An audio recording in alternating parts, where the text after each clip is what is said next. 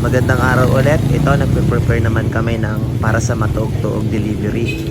Sobrang layo nito kaya kailangan natin prepare ng maayos. Ganito yung daan sa babuyan nila Madam. Rough road dito, ang hirap i-drive. Kaya talagang masakit sa kamay, masakit din sa puwet.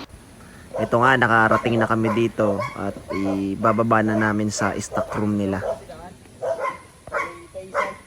Ang ganda guys nitong babuyan nila Madam, ang ganda ng pwesto kasi walang katao-tao dun sa paligid, walang kabahayan. So solo lang nila itong area na to. At malaya silang makapag-alaga ng maraming baboy. Napakaganda ng itong pwesto nila. Struggle din kami dito sa area na to kasi kapag nagdi-deliver kami, laging umaambon or laging umuulan.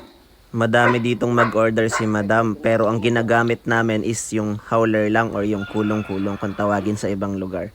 Hindi makapasok dito yung mga malalaking sasakyan, mahirap kasi nga marorugado lang dahil sa rough road dito. At saka hindi rin kami nahihirapan masyado sa pagbubuhat dahil tinutulungan naman kami ng caretaker.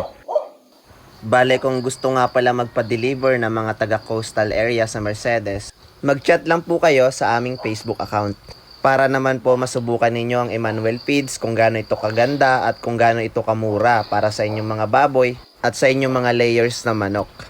Yung may mga orders po na pa isa-isa, dala-dalawa, pwede naman po nating pagbigyan yan basta along the way po and sa highway lang po ito ibabagsak.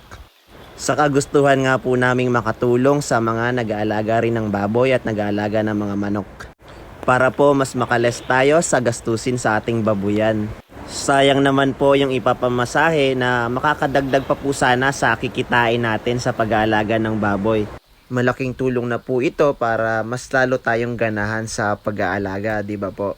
Sa wakas, natapos na rin namin guys yung 24 sacks na delivery. Samahan nyo ulit kami sa next delivery namin. Salamat!